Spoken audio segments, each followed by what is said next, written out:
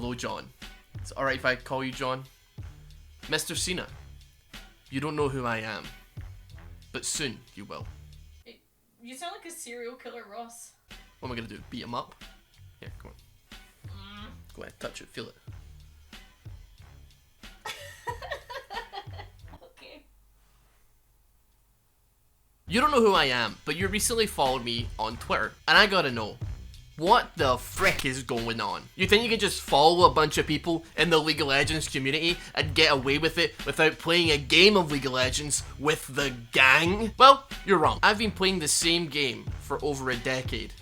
And I can assure you, Mr. Cena, I have far more free time than you can possibly imagine. So in this video, I'm going to give you a quick explanation on what League of Legends actually is, why you should play with me, and by the end of this whole thing, you'll be saying, 小上海中国现在无有 League of Legends. I realize now that this video might also unironically serve as a vague introduction for people who've also just finished watching Arcane themselves and only have a loose understanding of what League of Legends even actually is, which works for me because this is a pretty loose description of what the massive, really deep game of League of Legends is itself. And the word loose is doing some legwork here. League of Legends is a video game, no, not that one. League of Legends is an Excel spreadsheet cunningly disguised as a game. For the last decade, people have dedicated their lives to learning mechanics, item builds, spell builds, rotation, macro, micro, animation cancelling, champion matchups, ward placement, game-specific itemization, objective priorities, and have poured thousands and thousands of hours into this game, just to be the second rank from the bottom. It's a game where you and 4 other people attack the enemy for no particular reason to destroy their buildings. The first team to destroy the enemy's big building wins. There are over 150 different characters for whatever flavour of Bing chilling you love, each with their own unique abilities and look. Get that off the screen, man. So the game is built like a top-down real-time strategy game, but instead of commanding an entire army of units, you control only one person, and like any RPG, you get to level up, buy items and put points into abilities, except every single game you start at level 1 and the max level is 18. Once that game ends though, you get reset back to 1 for the next game and you have to climb all over again. The champions that you pick all fall into one of 5 distinct positions in the game. Some can go into multiple roles though, it's really flexible. Top laners, generally here you have tanky characters, beefy lads that can deal and take a solid amount of punishment. Sometimes people run champions that are specifically designed to cyberbully champions who are melee ranged, and these champions make a very compelling case for the reintroduction of the electric chair. Junglers are powerful characters that are so self-sufficient that they can roam the no man's land of the map, killing neutral monsters and leveling that way. They only interact with the game in the form of ganks, bursting from bushes in the shadows to help their team bring down unsuspecting enemies, as well as taking epic monsters and granting their team buffs. If you play this role, you will be blamed for literally everything that goes wrong and that your team does badly. Mid laners are usually assassins or powerful mages, dealing massive amounts of burst damage and being the only other solo lane in the game because of how much they tend to be able to move up and down the map quickly to deal lots of damage with their powerful ultimate spells. Supports tend to be your healers, your champions that buff and babysit the final role in the game, AD carry. They can be tanks who hold down opponents to protect their carries, designated healers who just top up HP when needed, or enchanters who offer buffs to damage or shields that can stop large amounts of burst damage if you time it right. Alternatively, there's champions like Yuumi, who is a cat who exists. Finally, you have AD carry, generally weak on their own and pathetically flimsy early on in the game. These characters, if allowed to exist for long enough, become incredibly powerful DPS characters. Although generally they're played as champions who deal attack damage, people like to also play other mages down there in this lane because it's more reliable damage and it can punish other players. I built my entire career around playing these characters in places that they're not supposed to be played. It's part of the game, experimenting and playing around with roles and items. Speaking of items, let's talk money. You earn your money to buy your items through taking down minions, red and blue coloured little monsters that walk from base to base, colliding in the middle with each other and fighting to help their team in their own little way to victory. These things might not seem like much, but if they don't smack you themselves, they will pancake block you like the defensive line of the New England Patriots into a wall, and they will go to town on you. Earning money can also be done by outplaying your real-life opponents, taking them down and getting lots and lots of gold for styling on them, giving them a respawn timer that increases as the game progresses, meaning that depending on what kind of person you are, John, the better you get, the more you make the enemy not play a video game. I've played this game for 10 years, probably tens of thousands of kills I've gotten, and I have both spent probably weeks of real time in my life sitting looking at a death screen, doing absolutely nothing, as well as having robbed weeks of actual real time from other human beings who have sat looking at their cold, lifeless, dead in-game body. In no uncertain terms, John, I know you hold the record for the most Make-A-Wish requests of all time. You're giving, you're a kind person, but I'm gonna need you to be ruthless. I need you to be in the mindset that you're not afraid to choke the life out of a man's eyes. They are barely attached to this mortal coil by a thin thread. And I need you to be the scissors, John. It's fun. Items used to be a nightmare, and I'm not gonna lie to you, but I am gonna avoid the topic. No, but seriously, there's a lot of them, and quite frankly, there are items that an entire community will drag you through the streets and stone you for buying. The game has some solid suggestions baked right into the shop now though. Back in the old days, it was horrendous, and quite frankly, if that's something that you're concerned about, don't worry about it. I don't have any idea what I'm actually buying half the time. These items generally buff your character's specific stats. Mages, they want ability power to bolster their spells. They might want some mana regen so they can cast more often. AD champions want attack damage to boost their auto attacks, along with a little bit of attack speed so they're hitting faster.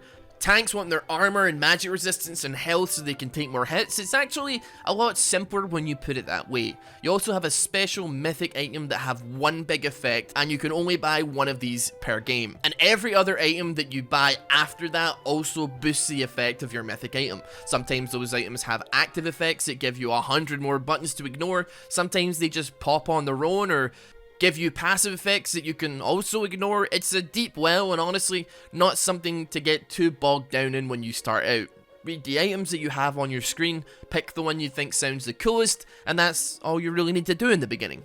So what else can you do with the money that you make? Well, you can take out even bigger monsters. Dragons spawn on the field, giving different powers for each one slain. There's a bunch of different types that are randomly chosen, and if your team manages to get 4, you get a huge buff for the rest of the game. This could be chain lightning that slows your enemy, it could be mana and health regen over time.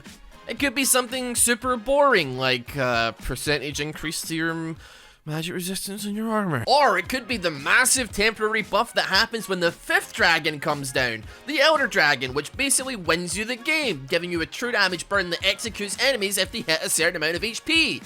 On the other side of the map though, we have the Rift Herald, who is a big meaty beetle monster thing that spawns an item that you can collect. Using it spawns either Herald or Shelly, I don't make the rules, that's just what they're called, that swags down the lane careening into towers to break them apart, and if you manage to get them to the end of the game somehow, they do a little dance. Yay! At 20 minutes into the game, Baron Nashor spawns, a giant serpent monster, allowing the team that are in the lead to throw the game trying to kill it. This buff is not worth it. If you think it is, you're objectively wrong. This buff grants you some cash money, it gives you a buff that gives you more power, and it empowers your minions to be even stronger. But I'm serious.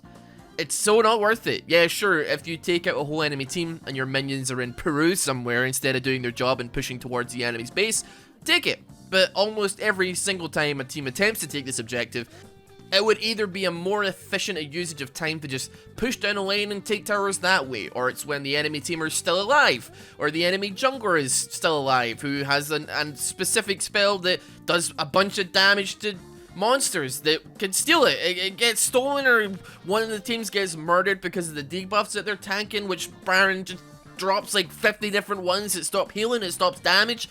It's a noob trap. It's a mess. Nobody knows how to fight the damn thing. Change my mind. And with that, all that's left to do now, Mr. Cena, is to boot up the game.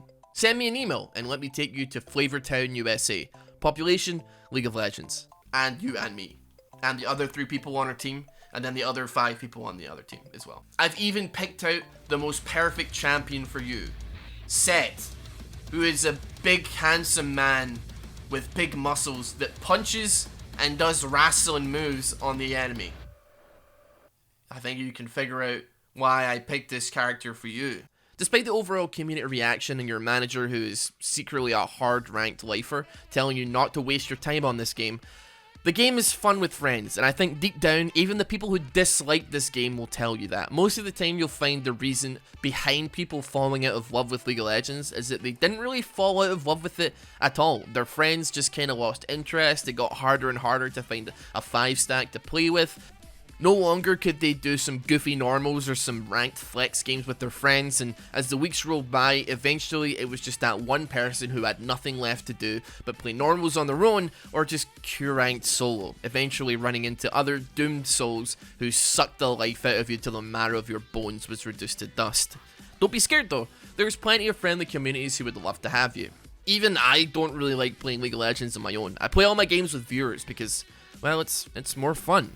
When silly things happen in a game, I get the dopamine of seeing their reaction in the game chat. If I see people do stupid plays, or if I somehow make a silly play, seeing the question mark pings flood the screen, but you know it's not actually malicious, makes it hilarious.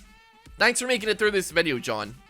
And by this point, I hope it's fairly obvious that you are John. Yes, you, the viewer. You're Mr. Cena. We all are Mr. Cena. I've been meaning to make a tutorial for this game for a while now. Better late than never, I suppose. So that's it. Maybe now you're not so scared to install League of Legends, boot up the tutorial, and oh my god, no, this isn't an accurate representation of a game. No, wait, stop! Oh my god, it's not explaining anything. What is this, right? What is this thing you haven't explained? You haven't explained it to me yet. No, I can't do that. No, the tower, it's doing no damage.